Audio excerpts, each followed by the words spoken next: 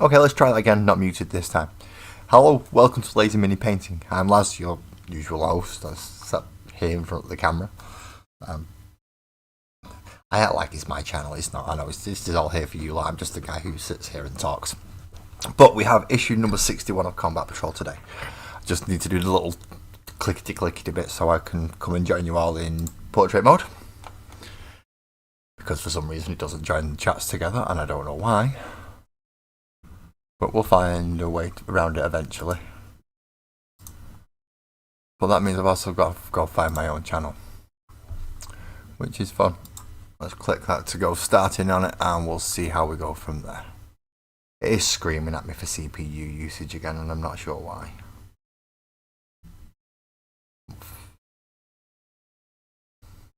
It's saying I've got high usage. I've not got high usage. It's only like 40%. And we'll turn the volume down on there. So hello everybody who's come to join. If you've said anything on portrait mode and I've not caught it so far, I am sorry, I wouldn't just joined you in there. So let's start on issue 61 of this Combat Patrol that I picked up this morning, and I am now about 11 hours later than I usually would be reviewing this. So what do we get in this one? Well, first of all, we do get a new playmat, which I can open up and put to one side then. Now this one is not segmented like the other one, so there's no direct little sections for you to put certain things down. EB, what is up, homie? I've not had a chance to watch your video yet. I've been in bed most of the day, not being well. I'm feeling better now though, so I've come down to let's do this. Let's do this review that I should do today. So with this big Mac we get, it's same size as the other one, but it's more open and general. So we've got a nice browny gravelly side there with some, it's not textured obviously, but it is some pictures on there and some art and some pieces to make it look like there was once some kind of scenery or building somewhere nearby. And on the other side it is very green and more of a toxic filled variant of it. So if you've seen these before, or if you've had that section of scenery, you'll be well aware that it goes with some stuff that Games Workshop has done before. Yeah, that makes two of us, mate. I don't know what was up with me this morning. I just temperature up through the roof, and it's not good because my temperature's always quite high anyway. And this one was just, yeah, I was just pumping out heat. It was not fun at all. But that looks like a nice new fun mat, like the 19th one that I've got. So I will be chucking that away because it's a paper mat, and I've got the big plastic butts. I don't necessarily need that. But if you haven't got a big plastic buds, that's not bad at all. Just flatten it out a bit. Once you put your terrain on it and your scenery on it, it works nicely.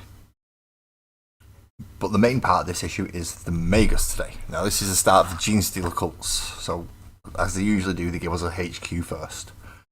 And in this case it's a Magus. I have no idea what a Magus does. I have no idea if it's any good. It looks funky on that picture with all the psychic powery stuff going on around it. But that model doesn't look like this. So I'm not sure. But let's start with page 1 because it's going to tell us what we're going to have a build, we're going to have a paint. We've got 2 reading sections for the Gene Stealer cults. We've got 2 collecting sections for the Gene Stealer cults. And then sowing the seeds, which is the scenario. I've got a feeling my headphones are echoing. So I'm going to shut them up for a moment. There we go, that should help with that. Just getting rid of the echo, if there is any. Hello, Leon Denton. How are you doing? Message retracted. Okay. I'm assuming you retracted your own message, so fair enough. But welcome in. Thanks for coming to join us. Anyone else wants to say hello, chat, anything like that, please feel free. I get distracted myself anyway, so if you do it, at least I've got an excuse then. So let's start with how we put... You are joking me. That is how simple this is. That. And then these little bits. And that's the entire model done. So it does tell us about an option that we have instead of the dagger. so it can be built holding a skull or a dagger. I don't think it makes much of a difference. Good evening, Lee. How are you doing, mate?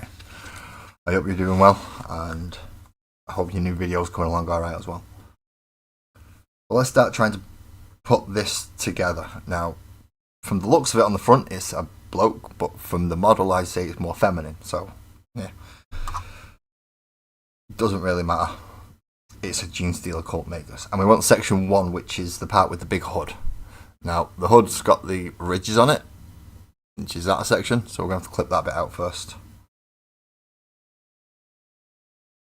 It's odd, actually. I've already prepared my glue. I've already got my snips.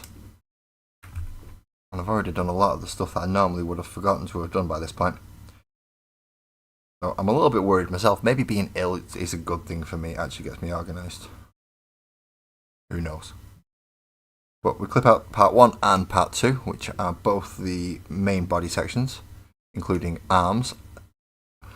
And yes, those tiny little them little bits there, that they are the arms. They are definitely the arms.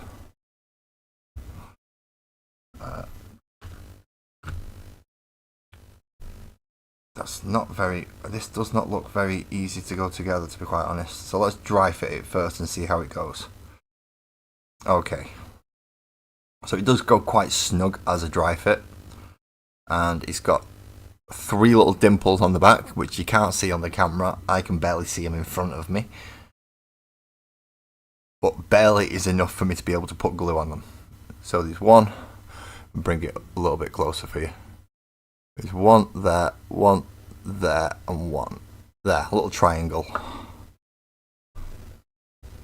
And then there are relevant little holes for them to go into on the front, and then the front clips in nice and neatly. Nice and neatly. That's 1 and 2. 3. 3 is more front. Just what you need. More front.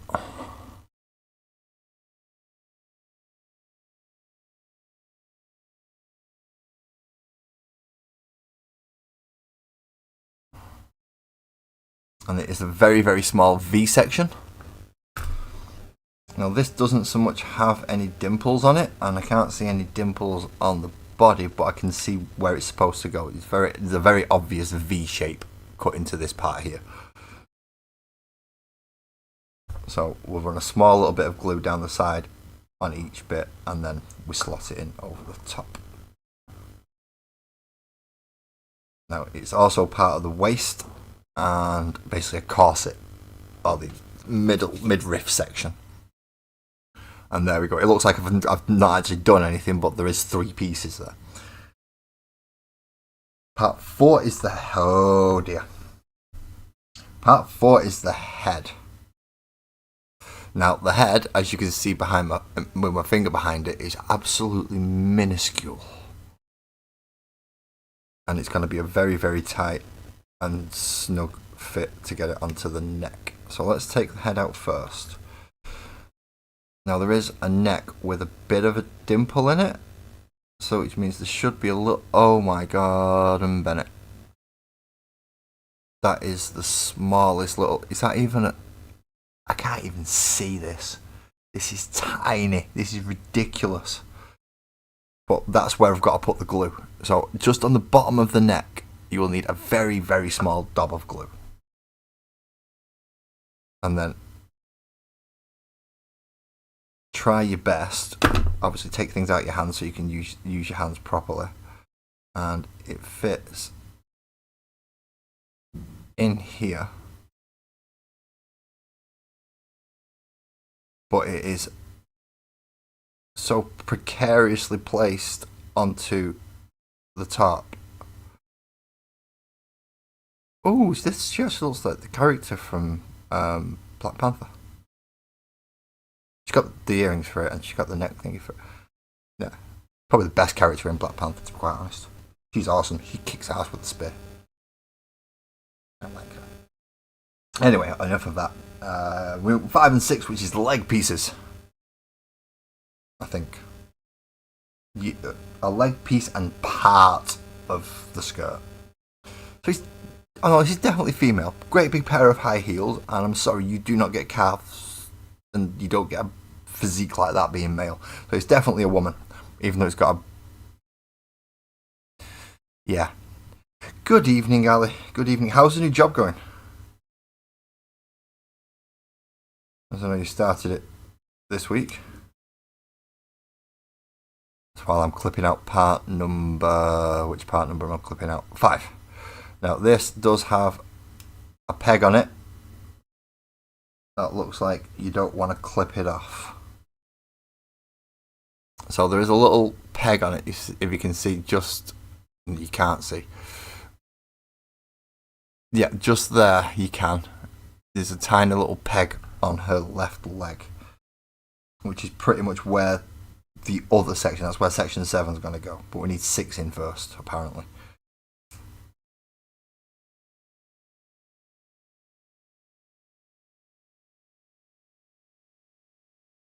We clip 6 out first. And 6 wants to go attaching to her right leg, but over the top somehow, like that. So she's kind of stepping through the skirt.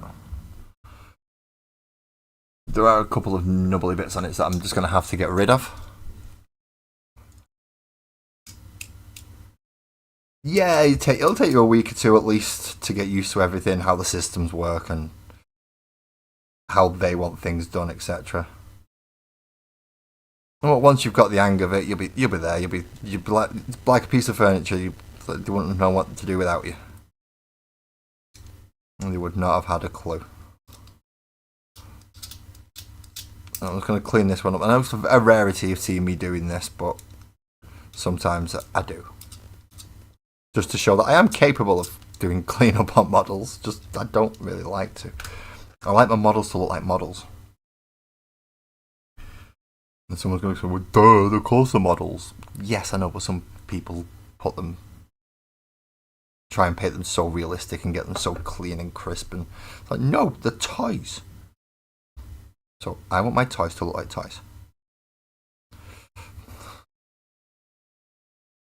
Which is a bit of a poor thing for EB, because it means I've not done any of the mold cleanup on the Votan. Because I didn't know I was going to be sending them to them as I was putting them together. Except for the last lot. But then it would just look odd, so. No worries, Ella. We'll catch you tomorrow evening. You have a good night rest and up and ready for work in the morning, I'm assuming. And we'll try and get this here to stay. I think that's where it's supposed to go. It looks like it's where it's supposed to go because it's supposed to be swooping behind her. And then part 7 goes over the other leg, which is the other half of the flowy cloak thing. Why do they always tie the cloak in? I don't know. I thought the whole point of cloak was they look better when they're billowing around, especially if they're coming straight from the back of the neck. Whereas this just looks like a skirt with a big rip in it. So again, let's just clean up a bit of that. And tiny little nub on there. And then the tiny little one where I've clipped it off. There. That was more of a scrapey than a cutty, that one, just to make sure I can keep it smooth. So inside, so if you look at like that and you turn it, there's a crease up in the middle. So inside, I've been in bed most of the day today.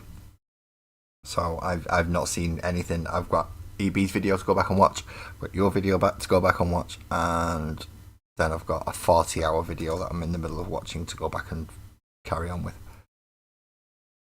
So once we've got that in there and we put glue on the bit that should have glue on, this should, providing we can get the peg to go in the peg hole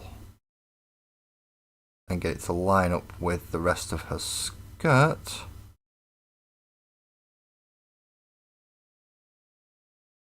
Nice and neat, let a bit of force if we have to.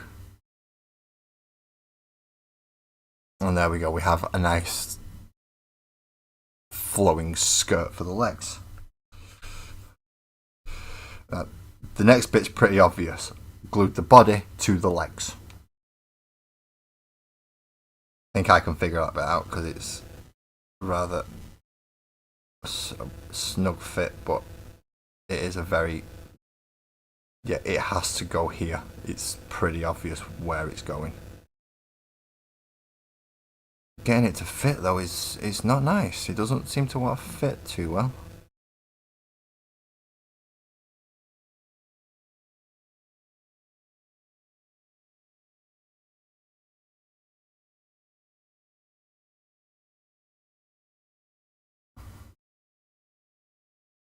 I'm gonna say that's mostly because of some of these little flappy bits on a leg. That's in the way. There's a bit that says I should be using it to glue her torso to her body, which are these two little nubbly bits sitting off the head. And don't lose your head. Don't lose your head. I'm only trying to put your body on. Don't start getting like that about it. Now, if I force it, oh no, there we go.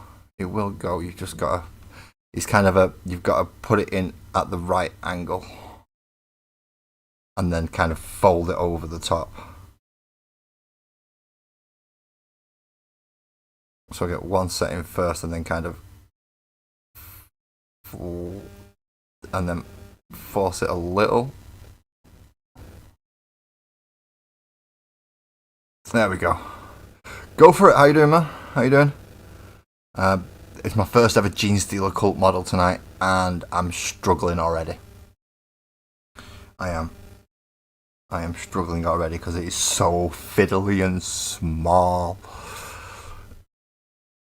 I'm hoping it will be a great build, but I'm finding it hard. But that's the main part of the body done. She is really awkward. Now they want you to glue it onto the base, okay? Should be able to do that with these very, very tiny platform stiletto heels that she's wearing. She's going to stand up nice and easily, isn't she? She's not going to fall over and go all wonky. No, she wouldn't do that. She's not an awkward model at all.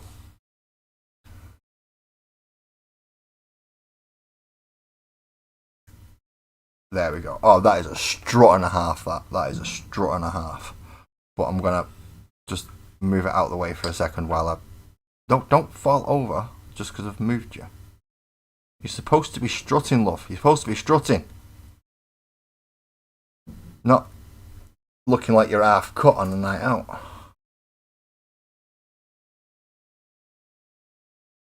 Let's face it, you're not supposed to be half cut on a night out. You're supposed to be walking down with a power walk.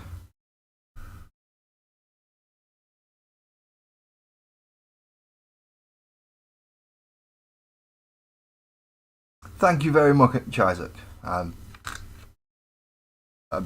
usually don't require much of a motivational speech because I have quite an ego. But thank you very much.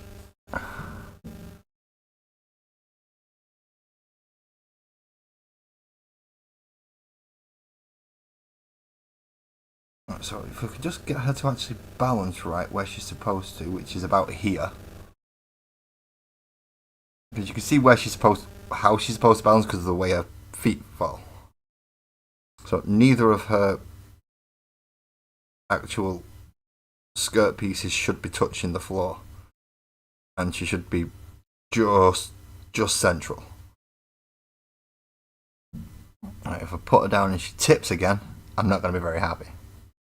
But I'm just going to put her slightly off to the camp side there while I flip the magazine, because I can't do that if she's stood on it. Now we have a gun and a holster, which is to go down her back here, and then the staff, which she's holding tipped down, so she's kind of walking with it, and then the knife, which she's holding in a backhand grip on the other hand.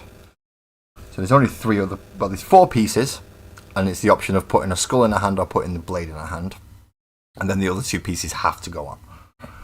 So the blade looks cooler than the skull as far as I'm concerned, so I'm going to go ahead with the blade.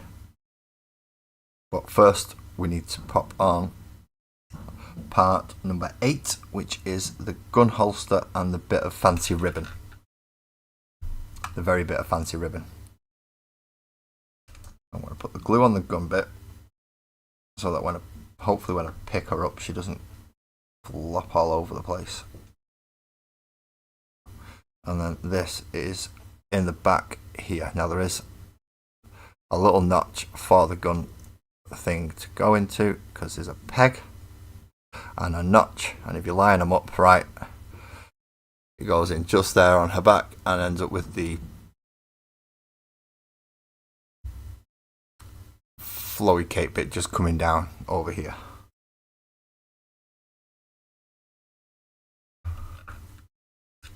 Next it is the staff. As I said, this bit will be pointing down towards the floor as she's walking with it.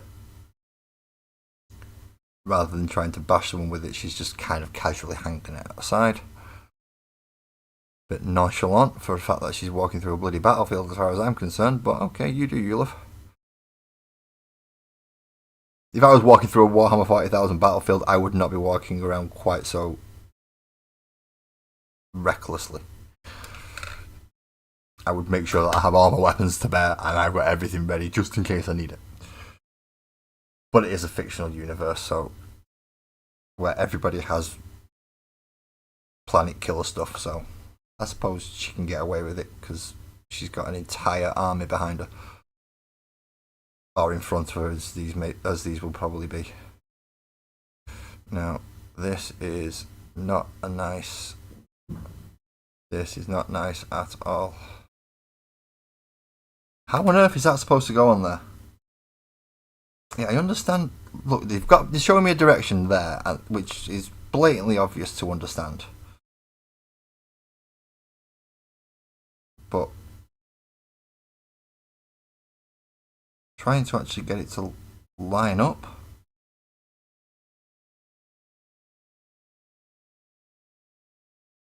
That's a different matter entirely. See, so it's supposed to be something like that. No, that is right. No, it's not something like that. It is that.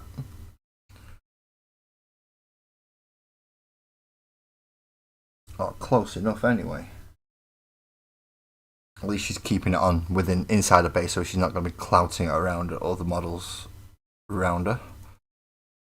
And then the last one is probably going to be the most awkward, which in this case is the optional part. So I'm using part 11 and I'm leaving part 10, which is a skull.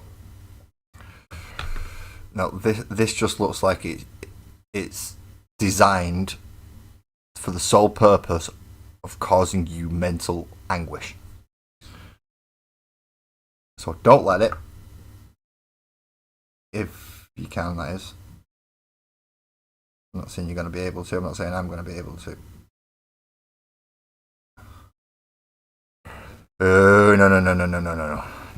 No. Right, this is just a nightmare. And all I've done is try to line it up.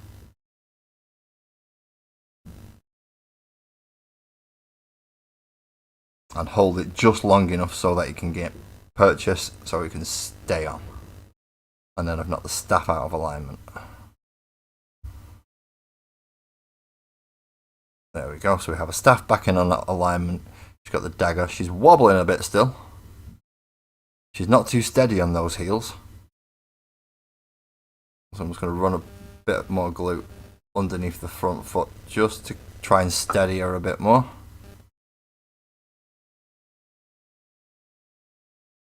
And hopefully that will mean she gets to hold in place. Twisted, good evening. Good evening. I'm still warm. I'm still quite warm. But I'm not as warm as I was this morning. I was overheating this morning to the point where it was not pleasant and I couldn't function. So that was really quick. That is the Magus model with staff and blade just waiting to actually dry now so she doesn't fall over. Drunk. She does look like a couple of things you could see on a night out in Manchester. I've got to say, it's a bit of a weird one. So obviously I'm not going to paint it in this condition she's very floppy at the moment because not all the glue's dried. So we'll talk through how they want us to paint it. First of all, the obligatory paint it all black. All of it black, because that's the base coat. Then with Mechanicus Standard Grey, we're looking to get the ribbed part of her corset and the inside of her legs and the underside, the inner layer of her skirt. Well, that's nice and easy. Then with Mephisto in red, we're getting the inner bust section and the outer side of her clothes. So we've got grey on the inside here and then red on the outside. Then it's coming back in with Administratum Grey, which is the lighter out of the two grey. So you use Mechanicus Standard to do these sections, which, like as I said, the legs and the inner part and the ribs on the corset bit.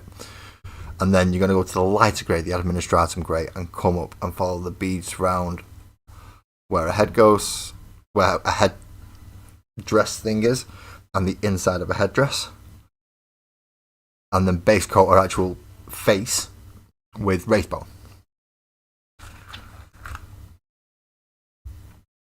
Fairly simple. Oh, they're going to make us use a few different colours. Oh. Then for the shaft of her spear, or staff, and the metallic sections coming from around the back and attached to a backpack, as well as the head of her staff and the blade of the dagger, all lead belcher. Basic steel. Really basic steel. Why is that saying I've got a... Oh no, it isn't saying it's just showing me an arrow. That's all. That's alright, that's fine. I can deal with that. So once you've done them in lead belcher, it's Retributor armour for the pommel and the head of the staff. Or most of the head of the staff anyway. Let's see if that'll zoom in so I can actually... So you actually see there, some of it's lead belcher, and these little small parts of it that are Retributor armour as well. And there's some very, very small sections here on the belt, like the top of the vial and what looks to be some kind of symbol. And she's fallen over again. Well, she's at least on a wobble. He's definitely had a couple of drinks. So yeah, these really, really small sections, you want you to get in Retributor armour as well. Now, they are tiny. And just to make it even more awkward, the trim. So if the actual paper section with the little jeans difficult symbol on the bottom here, they want you to paint down the side of the trim in Retributor armour. It even says here as well, don't worry, you can tidy up these areas later by going back in with your black. As they usually do, the base colour for most leathers or any kind of pouching is Catachan flesh.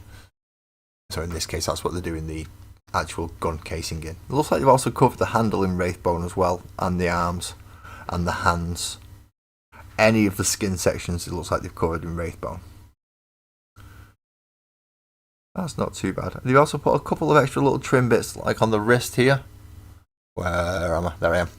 On the wrist here, there's almost like a bracelet that they've caught in gold, and the same here, a little bit of gold on the bracelet. Once you've got through those bits, which isn't much really, once you've let the model dry, that is. If you don't let the model dry, it's way more than you actually think it is, because you've got to re-glue a lot, and re-gluing is not fun. I'm just going to move that there for a second to hold it up. The only time we're going to be using Auric Flesh, as far as I'm aware, on this entire model is the vial of liquid that she's got attached to her belt. So that's going to be in Auric Flesh. And then we're going to come back for Screamer Pink and do the central little glyph thing there in the middle of a chest. Then it's shades, so washes. Null Nile seems to be the favoured one at the moment, so anywhere that's grey. Even the red sections are getting a Null Nile wash on this one, and the actual weapon itself. Zoom back out so you can see. does help if we get used to these, doesn't it? So yeah, all these sections are null oil. So it's around the headdress, the actual back of the dress itself, any of the metal parts, including the shaft of the actual staff, all null oil. Let's see how they've done this. Right, they didn't actually tell us to paint that bit anything. Oh, they took, right, going back to the Auroch flesh, because they didn't point this out very easily. They've actually painted the glyph on the bottom gold. So when you're doing the trim around that section, that be the glyph's gold as well. That's why it comes back in with Reichel and Flesh Shade to do that gold section, including the little glyph at the bottom and the gun holster at the back. Then Caribou Crimson. Now this is a weird one because the Caribou Crimson you're going to do over all the skin to make it look kind of purpley. So it's face, arms, shoulders, hands, everything. And then my favourite wash now. He's not as versatile as Agrax Earth Shade or Null Oil, but Coelia Green Shade is absolutely fantastic, and that's what colour they want you to do with the tiny little green vial. You're hardly going to need anything on that. Practically nothing on your brush, just a little tiny dot, and that should be it. Once you've done the wash over, especially over the actual fabric, come back in with Mephisto and Red just to bring out the highlighting, the higher layers, so it'll leave in the wash in the recesses and you've got the much brighter colour on the top. And do the same with Mechanicus Standard Grey over the boots and any of the black areas, just to bring out a highlighting edge. So it'll be the wrist guards, the boots, and anywhere with a raised edge. As you can see, it's just down that section and like down the crease at the front of a boot there and across the. It's almost like an upside down Y on a leg. For any of the silver bits and the gold bits in this instance, the highlighting colour is the Stormhost Silver, and that's a really, really bright silver that might be a little bit clumpy. Whether or not you want to do that bit is up to you.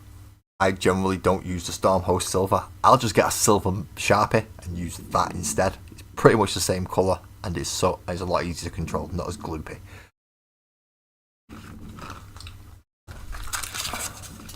So what else have we got?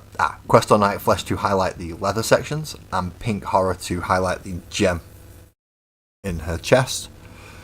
And then over the wash from her face and her skin, you want to keep the recesses down the ridge, so like a little Klingon ridges, and obviously eyes and mouth anywhere that the wash has gone in for a skin. You want to keep that colour, but use Pallid Witch Flesh on any of the large flat areas. So eventually a head will kind of look like this. If I can actually get it. So you are keeping the section down the middle pretty much as it was. You're just catching the raised area across the top of her head and a couple of little notches on the ridge section of her forehead ridges. Leo! Hello! Welcome in, man. Welcome in. Glad you could come and join us. I know I'm late on this one. I'm really late on this one. Once you've done all that, and if you're following their guide, you should have what looks to be a Magus that looks like this. So as you can see, there's lighter sections on, and you can see where the pink's still kept in the recesses. Even on the arm muscles, because they've not gone right into the depths and the deep crevices. So they've just caught the higher edges with that Pallid Witch Flesh to keep the skin as it is. That is a really easy model to put together. Well, not easy. It's quick. Certainly not easy. Those hand joins, they're worse than Necrons. They're just ridiculously small. Stupidly small.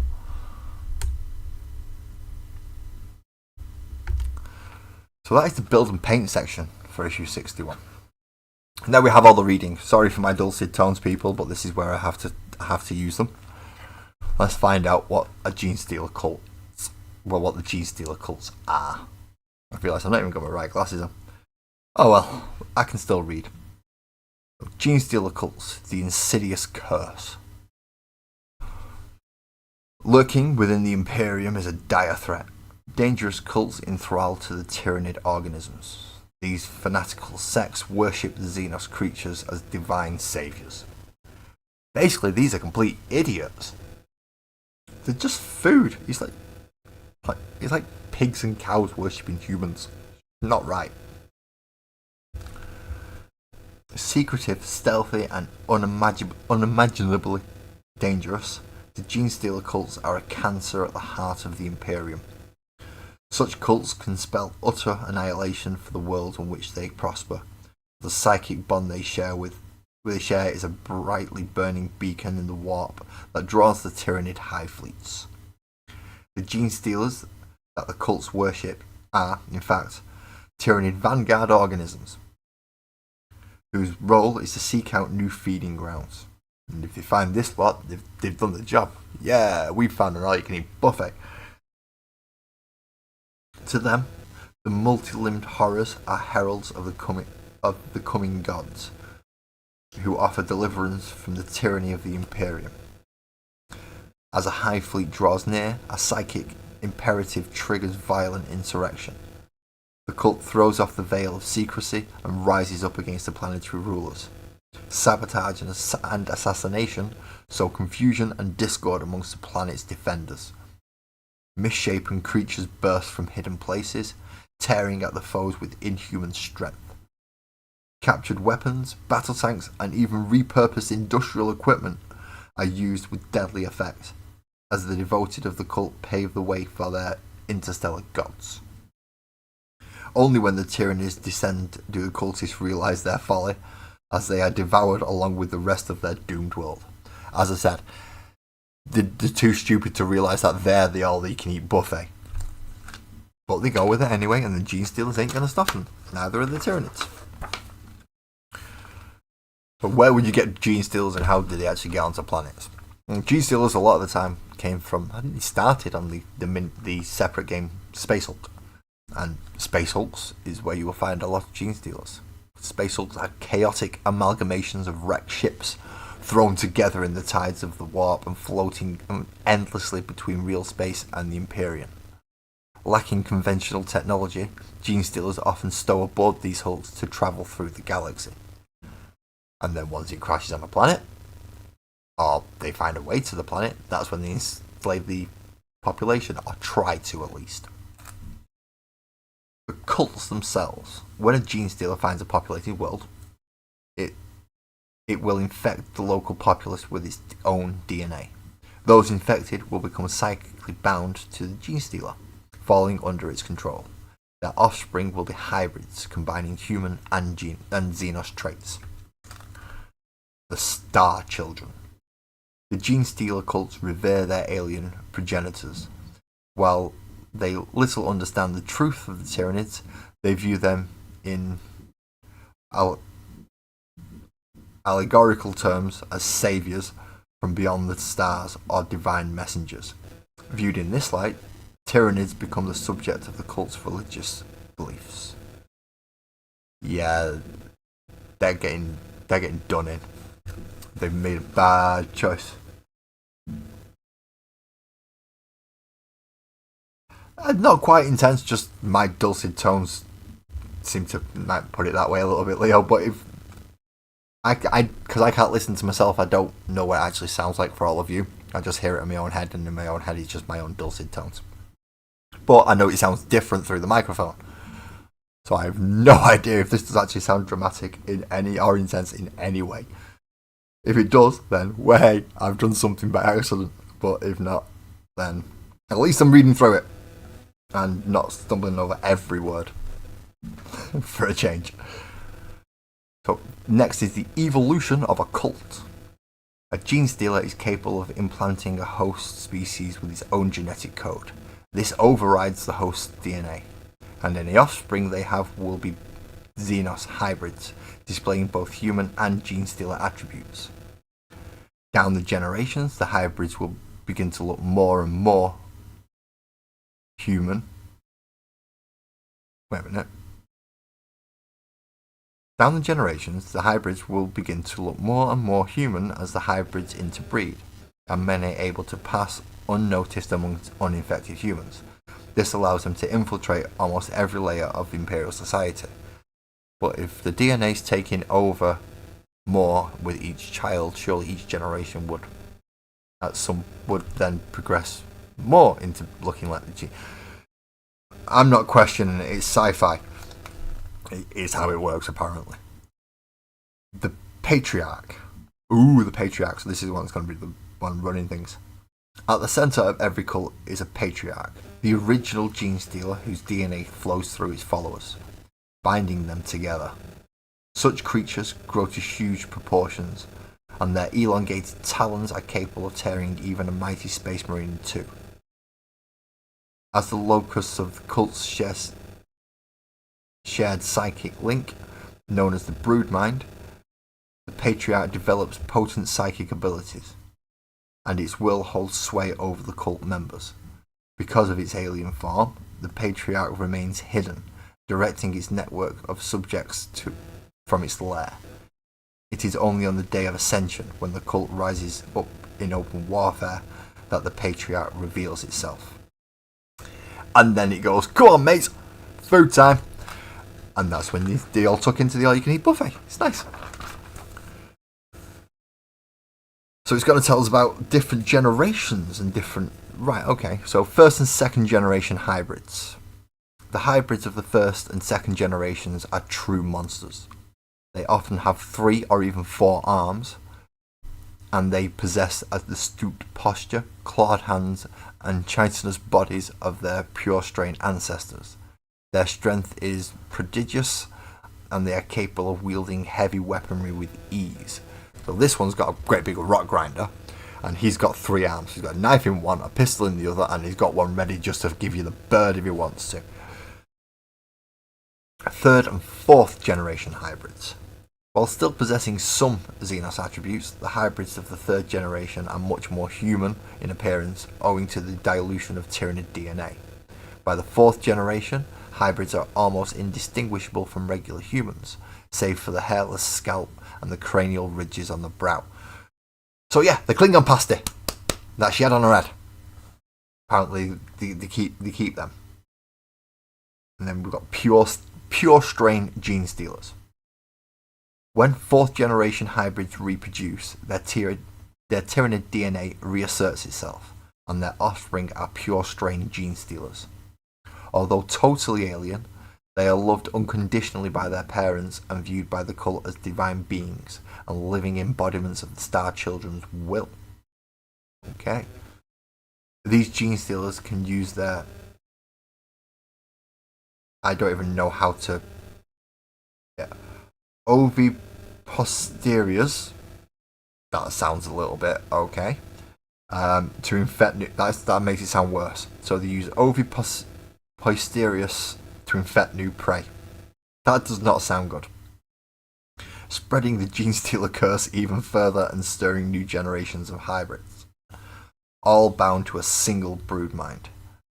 When the day of ascension comes, they are formidable assets to the cult, for they are swift and agile predators whose sharp talons can tear through armor. Nice. So you don't actually get a pure strain gene stealer till much, much later on. I like gene stealers. I don't have any though. I wouldn't mind some, but that means buying more Warhammer, and I don't think Sparkles is going to let me. Oh well. Genetic aberrations. The merging of human and Tyranid DNA is not always predictable. For reasons that are not known, sometimes malformed and twisted hybrids are spawned. Some xenobiologists have theorized that they are the result of factors such as radiation, atmospheric pollutants, or warp storms corrupting the hybridization process. Whatever the reason for their birth, these hulking creatures may be born at any stage in the brood cycle. They possess tremendous strength but little intellect, and their obvious deformities and Xenos heritage means they must be concealed from Imperial authorities. In battle, they make excellent shock troops. That's this big bulky guy down here. I'm not sure if we're actually going to be getting any aberrants. I know we should be getting some of these guys, and we should be getting some of these guys. Don't know if we're getting any of these ones. And obviously we've just got the Magus, and we will not be getting any pure strain Gene Stealers. We're not getting any of those.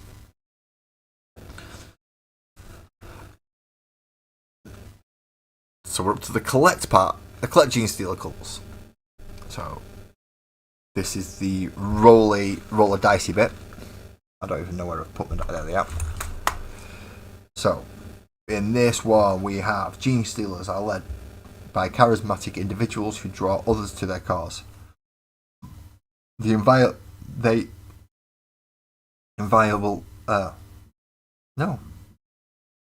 I can't even read that word again.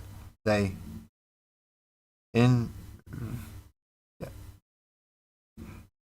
something their way into Imperial society, where they use honeyed words and starcraft to advance the cult's agenda. Later, when the cult throws off its veil of secrecy and launches its insurrection, they lead their brethren to open war. I have no idea what that word says though. It's INVEIGLE. If anyone can figure out what that word says, please audio clip it to me or something. And yeah, I've got no idea what that's supposed to say. The leaders of a cult carry out their patriarch's wishes, moving amongst humans and interacting with Imperial society in a way that their alien overlords simply cannot. Through their link to the brood mind, they command unswerving loyalty from their followers. Choose a background and a title for your Gene Stealer cult characters by rolling on the table below and choosing the one that you like best. So I'm going to read all three of them and then I'm going to roll and find out. So if you roll a 1 or a 2, this character was born in the latter days of the cult. They have spent their days preparing and training for the impending uprising against the Imperium, and their title is the Worm's Tooth. If you roll a 3 or a 4, this character is exceptionally long-lived, kept alive by their alien biology. They have guided and shaped the cult over many generations, and they are the Star-Touched Prophets. If you roll a 5 or a 6, this character occupies a prominent position within Imperial society and is able to manipulate events to the benefit of the cult. And the title for that one is The One Righteous and True. Very up themselves, aren't they? So let's see what this one's going to be. What's Tipsy Woman going to be for me? She's going to be a 1. So she is the Worm's Tooth. Very young. Literally just built today. And she's going to be helping them when they rise up against the Imperium.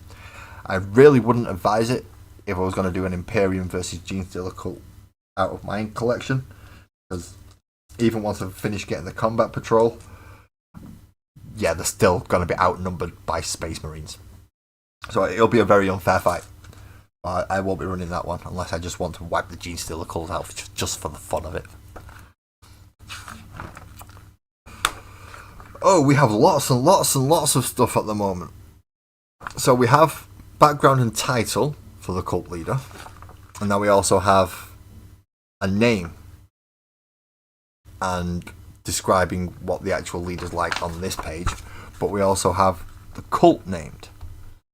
So 3d6 on this one. There are numerous Gene Stealer cults scattered throughout the Imperium, and they can be found on every type of world, from feudal planets to industrial hive worlds. Below are some of the common elements that you can use to name your own cult. Take one part from each column to create your own name. So we're going to roll 3d6. 1 for part 1, which will either make us the Blessed, the Sanctified, the Enlightened, the Star-Saved, the Prophesized, or the Devoted. So let's see which one we're going to get out of that. Roll a dice. And we get a 4. So we are the Star-Saved. Part 2. So we're either going to be Church of, Congregation of, Followers of, Disciples of, Children of, or Temple of. So we already know we're the Star-Saved. And then the Star-Saved Disciples of. And then part 3 is either the Celestial Gate, the Devouring Worm, the Divine Swarm, the Cosmic Saviour, the Unending Cycle, or the Star Children. So we are the Star-Saved Disciples of the Star Children. That's just going to be stupid, isn't it? But we've got to roll a dice, and if we get a 6, we are the Star-Saved The star saved disciples of the Star Children. If we roll a 6, but we didn't, we got a 2. So we are the star saved disciples of the devouring worm. Again, you get to roll. So that's that table done. So we got a 4, a 4, and a 2. Then you get to roll again for the background. A 1 or a 2, this cult arose on a heavily industrialised world. 3 or a 4, this cult operates on a shrine world. And 5 or a 6, this cult is deliberately targeting members of the planet's aristocracy to effect with Gene Stealer curse. So what is the cult's background? Let's roll. A 1. So we rose up on a heavily industrialised world. They have infiltrated many of the worker clans and labour unions, giving them significant influence over the planet's population. Not bad. So, essentially Necromunda. Nice. Now to actually name our Magus. Our cult's Magus is outwardly human in appearance, allowing them to move within all echelons of Imperial society. They are incredibly charismatic and persuasive individuals. However, behind this facade lies a deadly and powerful psyker who uses their supernatural abilities to manipulate and control others. Roll a d6 again. On a 1 or a 2, this Magus is exceptionally devious and scheming, creating long-term plans and strategies with the name of Yolfisk. Alright. 3 or a 4, this Magus expertly sows misinformation amongst the enemy, spreading confusion and discord, and that is Zahaf. God, that's... Literally just grab a Scrabble bag and just chuck letters and see what comes up. I'm guessing that's what they do. And if you roll a 5 or a 6, this Magus has almost hypnotic abilities, and they have drawn many important people into the cults, and that is Tzurk. Yeah, I'm not going to try pronouncing them anytime soon. I'm just going to tell you whether it was the first one, second one, or third one, because some of that was just difficult. And we roll a 1. So it's Yolfisk, at least the one I could say, and is for a newly born Magus, they've been planning for a long time, planning for a very long time for a newly born Magus. Doesn't quite work out. Let's have a look at the data sheet, shall we? Let's see what this can actually do. What can this new character actually do? This is the first time we're actually dealing with this. It is a leader model, so it can be attached to either the Acolyte hybrids or the Neophyte hybrids as a bodyguard unit. We have a movement of 6.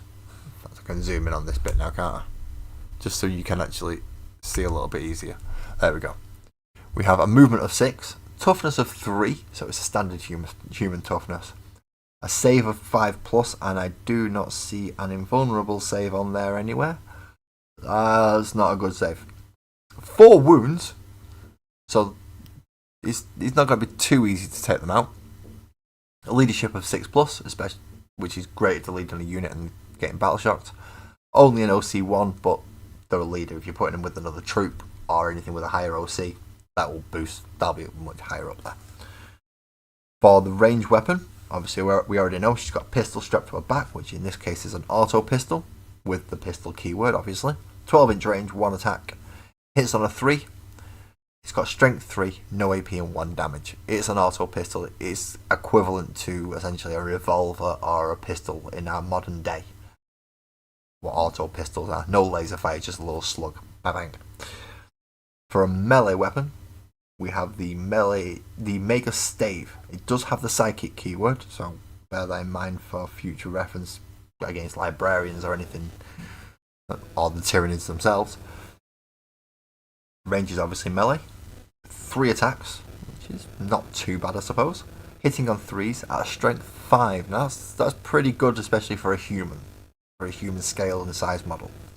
-1 AP and D3 damage.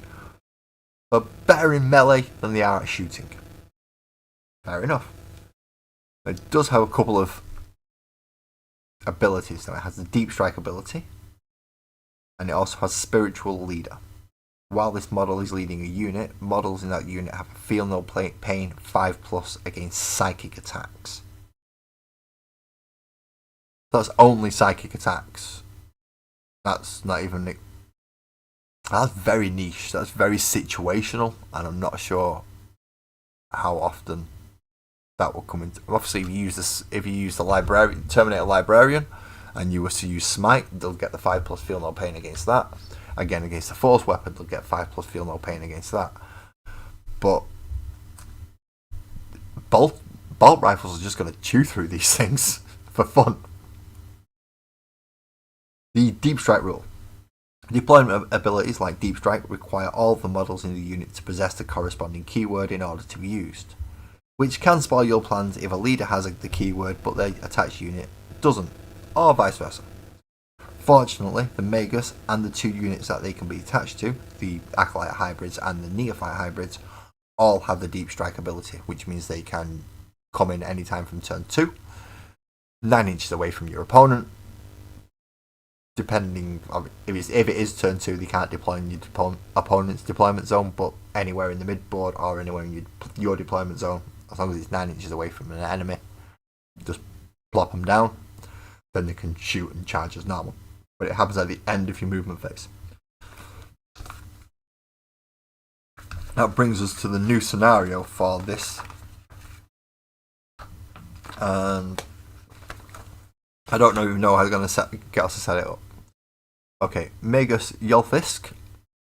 Yeah, that's what we rolled as well. Woohoo! That was good. We actually rolled that. Allowed herself a rare smile as she surveyed the living structures that were emerging from the cult's genesis pool. After many generations of assiduous planning, the mission of the disciples of the fullness of time was nearing completion. The day of ascension was here. The arrival of the Star Children was imminent. She focused her will on the structures, shaping their growth with the psychic abilities gifted to her by her blessed genes. The ritual she was enacting here would be the first step in the transformation of this world. Suddenly, alien forms emerged from shimmering portals, blasting at the structures. Yolfisk drew her pistol. Nothing could be allowed to stop her now. So, Sowing the Seeds, Scenario 38, is designed for solo play, but if you wish, another player can take control of the Eldari force to play the game. Follow the instructions on the next couple of pages. The Genestealer cult player has the Magus. The Eldari force is made up of 4 guardians, each armed with a shuriken catapult. Sounds simple.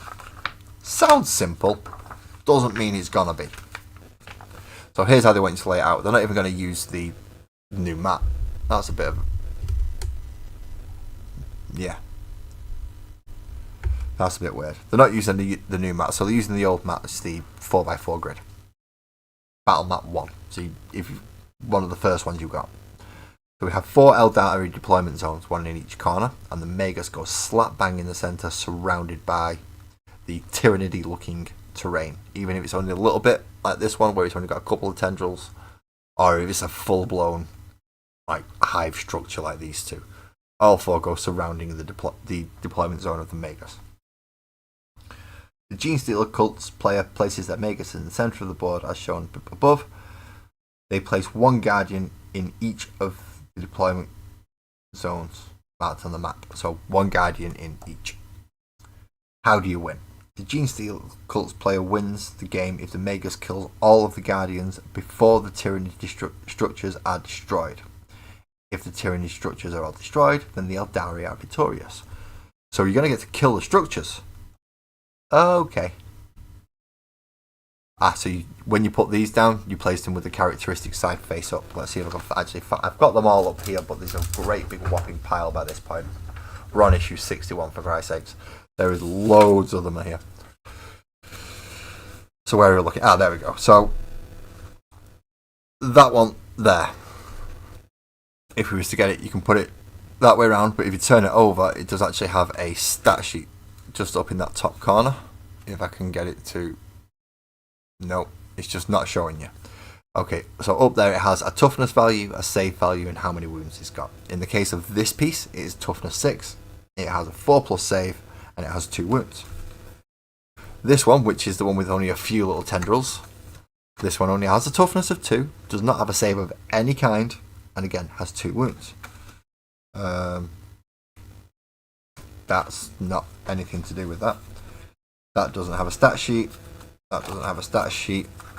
That is a whole different set of stat sheets for...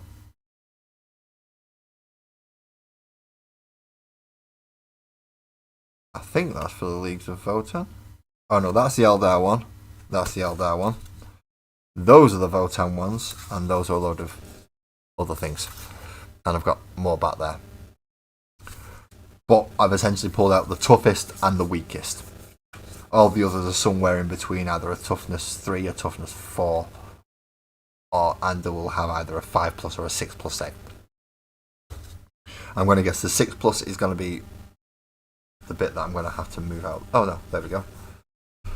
We found them. So the 5+ save and the toughness 5 is this one, again with 2 wounds, and the toughness 3 6+ is 6+ save with 2 wounds is this one. So there are a total of 8 wounds that you've got to take out, and some of them are pretty difficult. Now, having the shuriken catapults, which I should have some kind of stat sheet for to hand here somewhere. Regard. That's a Carl. That's a turn breakdown. That's the chaplain. That's a psychophage. Parasite of Martrax. As I said, you will have a lot of these cards by this point. I just want to find out what a shuriken catapult does. I can't remember what a shuriken catapult does. I know what a Boomdecker Snazwagon does. I'll stop. Deathcopters, Boys, Death Dread, War Boss in Mega Armor, Barb Gaunts, Von Ryan's Leapers, Wing Prime, Hellbrute, Legionnaires, Havocs, Dark Apostle. There we go. Shuriken Catapult is Assault, 2 attacks, hitting on a 3, Strength 4, -1 AP and 1 damage. Is that the same for... Yeah, that is the same for the standard Guardian Troopers which you'll be using. 18-inch range, which is not too bad. But it does mean you can advance and shoot with it. And it does... having to go through all them. I should organise these a bit better, really. Into Chaos, Space Marines, Orcs, Eldar, Votan, etc. So I can actually go and find them. Yeah, so as I was saying earlier, the librarian, all of his weapons, apart from his Stormbolter, have the psychic keyword. So that 5+ feel no pain will come into play against that. Not many other things have the psychic keyword though on this one. So if you, for instance, if you're going against Leagues of Votan, you're not getting that 5+ invul, and they're probably going to get smashed to high heaven. Votan are not a good matchup for them. Not saying it's an impossible, it's just not a good matchup. So let's see now. The Guardian behaviour, because it is supposed to be a single player game. If you're playing this scenario solo, the Guardian's actions are determined by the system below. If there is a second player controlling the Guardians, they can make the dice rolls for the Guardian's attacks. The Guardians cannot attack the Magus. The tyranny structures are the greater threat and must be dealt with. So for the Guardian's turn, the Eldari turn, each Guardian will make a shooting attack against the structure adjacent to them. Resolve the attack as normal using the toughness and save and wounds characteristics noted on the stat sheet. So in this example, this Guardian shoots straight at the toughness 5, 4+ invul, 4+ save one with his strength 4 weapon. Hits on a 3, wounds on a 5, -1 AP, which puts the save from a 4 to a 5, and it will lose 1 damage if it fails its save. They're going to continue to do that until all the terrain pieces are gone. Destroyed Tyranid terrain. If a Guardian manages to destroy the Tyranid structure next to them, then in the following turns they will target the nearest structure to them after that. So in this case it has killed this one now, which is the one it was targeting.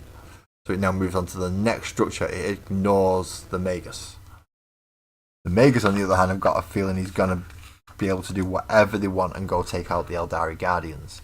Just, an auto pistol's not going to do it very quickly, so you've got to want to do it in melee, really. And moving around the board that quick is going to be difficult, especially if you cannot advance and charge. Which you won't be able to in this, because they're using very, very basic rules. Now this is obviously the first time we're going to be able to play the Genestealer cult, so they will not get a campaign victory. Eldari could, but not for the Genestealer cults. So if the Eldari win, a blizzard of razor-sharp shurikens tear through the Tyranid edifice in a burst of Chitin and Ichor. The readouts of the Guardians' helms indicate that the living structure is now dead. Catastrophe has been averted. The Genestealer cults win. With brutal efficiency, the Magus guns down the last remaining Guardian. With her foes slain, she surveys the majesty of the blessed structures growing from the earth. The Star Children's arrival is nigh, and nothing now will stop the fulfillment of the cult's destiny from taking place. So if the Magus wins, then Tyranids go nom nom nom nom nom on the planet. And if the Eldari win, Tyranids don't go nom nom nom on the planet because they don't get called. Quite simple. Quite simple. Now, they're showing us a lot of this. I believe we will be getting a vehicle. It might not be that one, it may be that one. Which we can only see from the back at the minute. That's the transport version, that's the tanky version. We should be getting some of these nice little bike guys, which I think are the Atalan Riders, or the Atalan Rough Riders or Outriders. Again, we'll be getting the standard Genestealer cult troops, which are I think it's the Abhorrents, and then we'll be getting some of the slightly more mutated ones with 3 arms and extra limbs and carrying all sorts of silly stuff. We're getting a fair bit, actually. Speak of the devils, because we've come to the last page, which means I've done very quickly. I've even been on an hour yet. Just over. So in issue 62 next week. So what day is it today? It's the 5th of November today. So next week would be the 5 plus 2 plus 10. 12th. 12th of November, we'll be getting Caliban Green and Wild Rider Red as 2 new paints. We'll also be learning about heavy vehicles. I'm trying to read that bit there. It says it there in great big letters. Clever me, eh? My brain's still not working right. I'm blaming it on that. The week after, which should be the 19th. Yes, this is. We'll get 5 Acolyte hybrids. Now, these are the ones that have multi-arms and various different weapons and all sorts of weird and wonderful stuff. This one here has got an absolutely giant, just cutting blade. This one's got a strange bone sword and whip with claws on it. Not entirely sure what this one's supposed to do, but he looks like he's strapped up with dynamite. Maybe he's a one-shot run-up and boom guy. And then we have the other 2, which are just armed with a pistol and a knife each, and an open hand, even though it's a 3 hand like that. So they can't flip you off because they only have 3 fingers. So I mean, I suppose they could do that, but it's not the same. And that's issue 63, where we learn about, obviously, the Acolyte hybrids. We get the Battlefield Essential cards in that edition, and we get Cult Operatives, because then we'll be able to put the Magus with them and actually run a little scenario. That was quite a quick little issue, that one. Mainly because of the model we got. Which hopefully she's dry now, so I can bring her up a little bit more. I'll zoom in this case, because for some reason my camera never likes to focus. So there we are, she's got her very nice strut going on. I've got a slight little head wobble on her as if she's walking confused, looking at you as if deciding whether or not to eat you now or later, as she stalks towards you with that very fancy looking knife and overly ornate headed staff. That does look like a very nice model, though, I must admit. She does look... I'd be more tempted to put her into a D&D or an RPG than to put her into a war game, because she just reeks of attitude, and she has enough about her to... Yeah. That's a nice model, nicely sculpted. Nicely put together when not done by somebody as simple as me, even though it's managed to come out quite nice.